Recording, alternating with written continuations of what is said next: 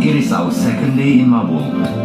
Our resort manager informs us there is a few members from a renowned NGO just stopped by at the resort this morning. So we take this chance to speak to them about any environmental challenges the area is facing, especially related to the climate change. Okay, Edwin. Right, nowadays climate change is a big issue. Is there any impact that has been seen here in Mabul Island? So climate change impact in Mabul is one of the issues that has been raised by the local communities. Okay. And we have been, we already observed this climate change impact happening. So one of those impacts includes the sea surface temperature, increasing sea surface temperature that cause coral to bleach, and also there's a sea level rising impact that cause saltwater intrusion or infiltrations to the groundwater well. So as many of us know that local community in Mabul Island, they relies on groundwater well as their daily consumption. That's the main sources of the fresh water, right? Yep, correct. Can you elaborate more how it happened? So the sea level rise actually cause the saltwater infiltrations to the groundwater well, and one of the contributing factors as well, because there's too many people on the islands. This includes the tourists, because Mabul is one of the tourism destinations. Yeah. And there's more than 3,800 local populations on the islands. Imagine everybody is pumping out the water from the groundwater well, so the recharge level will be very low. And considering that the sea level rise is happening on Mabul, so that would make it worse in terms of the salinity level of the groundwater well. So it cannot be consumed because it's not healthy for the local population. So now they have to buy the fresh water from mainlands or the reseller on the islands. So that would cost them around 180 ringgit to 300 ringgit per month. So imagine this community who earn less than 500 in average, but they have to spend like 80% of their money to get access to clean water. So that's quite challenging for the local community, despite that Mabul is, knowing among these tourists, very beautiful, there's a scuba diving destination. So, but the fact the community are actually experiencing a lot of challenges. One of it is the access to clean water. So, is there any sustainable initiative that has been done to tackle that issue?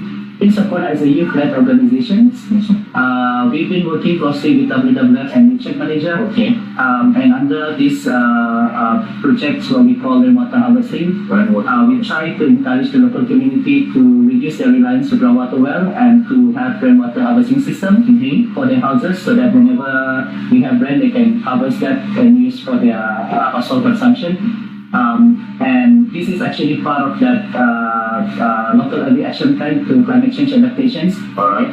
It's a project that were started by WWF to basically increase or strengthen the resilience of the local community against the climate change. Yeah. So this local early action plan actually detailed out several strategies, and one of it is to adapt to the climate impact on their groundwater well. Yeah. So by introducing rainwater harvesting system, that could help them in the short term, but not very long term. Yeah. The long term part would be, there's a lot of things that we need to look at in terms of the policy, adaptive management, in terms of the sustainable developments of the islands. How do we want to manage all this overdevelopment on the islands, pollutions, and the biodiversity management as well on this island. Alright. Thank you, Edwin. No worries.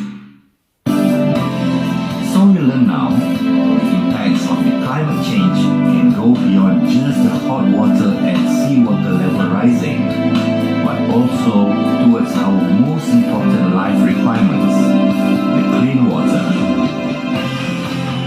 We have a few drinks with Azmin and his team, while Vanessa is waiting to brief us about our life plan. Okay, Vanessa. What makes Sipadan so special? Okay, Sipadan is an island with a natural beauty, and also one of the 10 top 9 sites in the world. Wow, one of the top 10 Yes, sites, yeah? and it's a marine protected island. Yeah, because there you can see school of barracudas, jellyfish, tornadoes of barracudas, junkfish, skull of junkfish, and also hammerhead, if you're lucky enough. Okay, cool. And then good corals, healthy corals, and the best part is the turtle tub. Wow. So, Yeah. can you explain more about the turtle pond? Oh, okay. So if you are a cave diver, you can go further, like 100 meters go inside. But if you're a normal diver, we can just go in the The entrance. entrance of the, yeah. And then there you can also see some turtles' tongue. Yes. Yes. Okay, cool, interesting. Okay, Denny, how about the marine life there, which is Oh yeah. For you, when come to Isipadan, you can see like white tip shark, red tip shark, Red tip. and a lot of turtle. Yeah, it's full of barracuda. Yeah. Like just say Vanessa, jackfish. jackfish. Yeah. Sometimes you can say it's full of diver. Because too many divers there, right? Yeah.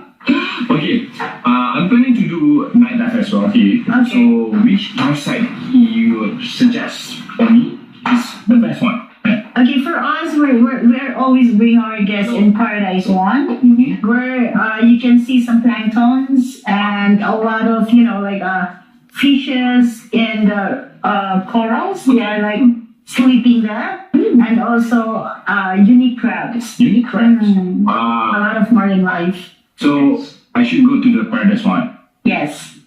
I love For it. the night dive. Yeah. Good night. Yeah. So we go for a night dive tonight at the dive spot that Vanessa suggested just near Mabul area. It is not going to be just an ordinary night dive because we will explore the darkness using UV lights. You will see what we are talking about. We are guided by now, our dive guide. We are ready to enter into a real darkness. The visibility is very bad. You can see so many tiny things like dust floating in the water, making a bad view. So we decided to only use the UV lights for most of the time. Now, you can see the kind of view that we are talking about. The fluorescent glows emitted by corals. The glows are produced by the presence of special proteins in the tissue of the organism, reflecting from the UV lights. Now, we feel as if we are in a different planet, floating in the air. During a night dive, we may come across certain marine life that we cannot normally find during the day. Now shows towards something. There is a creature that seems to be like an octopus.